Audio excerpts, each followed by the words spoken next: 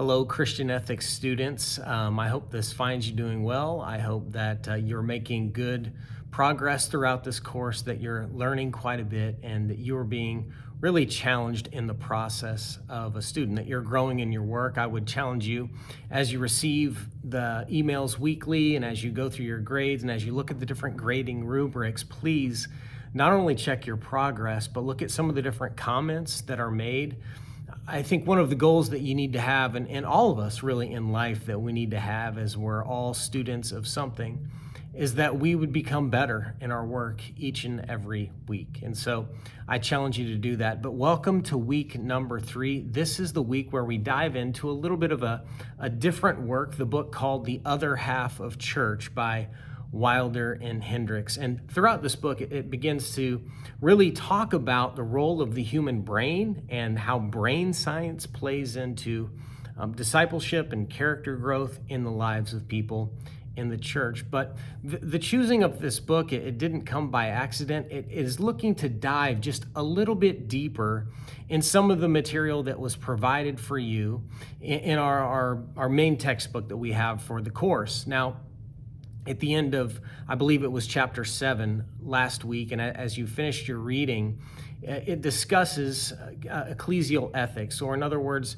kind of ethics as it relates to the church and how the church is supposed to relate to forming the character of people and the church's role in that. And on page 216, the authors just make this very simple statement.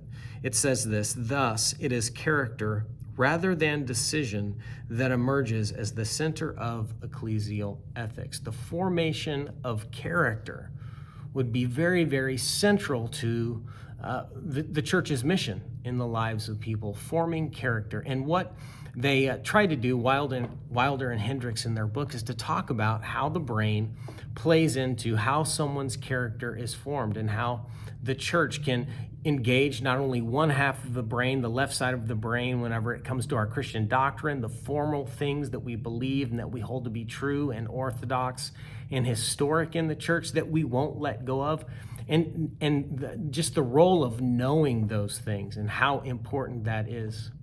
Yet at the same time, they begin to pull back the curtain just a little bit and tell a little bit of a different story on how it's the right brain that causes actually the interaction of the right brain, the center of joy, of fun, of actual human flourishing and human relationship that exists in the right brain. That is where people begin to change the most.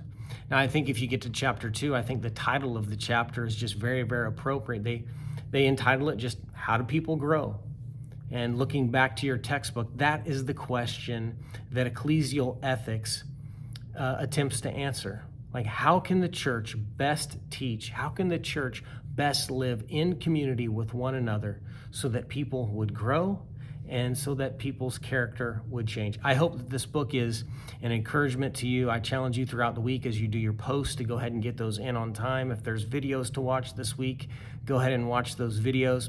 And I challenge you and encourage you to engage the material as best you can. If you have any questions, don't be afraid. Just send me an email. Please be looking for the weekly email updates, and that will continue to explain more and more the expectations for the course each and every week. Hope you have a great week. Please reach out if you have any questions. Thanks a lot.